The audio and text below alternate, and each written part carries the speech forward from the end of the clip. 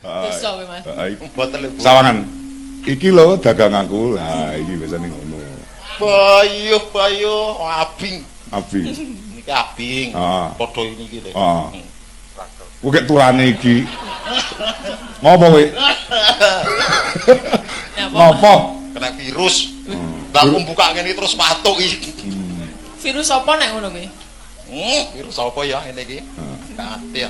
Niki enten liyane mboten? Ono. Oh, iki. Waduh deh kaya Pak Camat ya. Camat matane dalange lho rupane delon. Lah nggih iki kados Pak Camat ngono. Calon mati. Terus Mbak Mayang engko ilang ngene engko. Gaji ndasmu. Wis Allah. Waget tenan. Lho laline jenengan ki wong golek panganan sampluan ameng-ameng nyawa. Rupane dalang kok graji barang iki. Swara kurang permana ning wasis ngungrom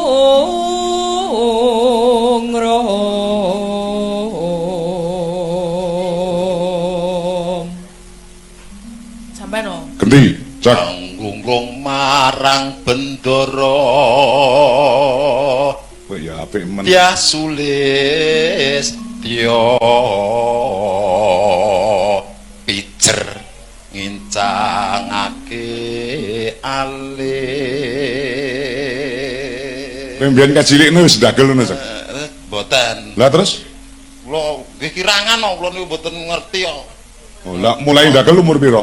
Umur 19. Wow, suwe banget saiki umurmu piro? 70 piro?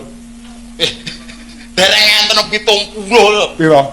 Sekawan dosa. Oh, 40 sak ngisorku ya, Siap. Nggih. Dadi jenengan kali kula napa-napa boten kualat. Dadi sak ngisore jenengan kok. Oh iya. Yen kula enten ngenten iki nggih sosok mengke malah kualat kula mengke. Ora apa-apa ning iki pemundutan saka panitia ora masalah.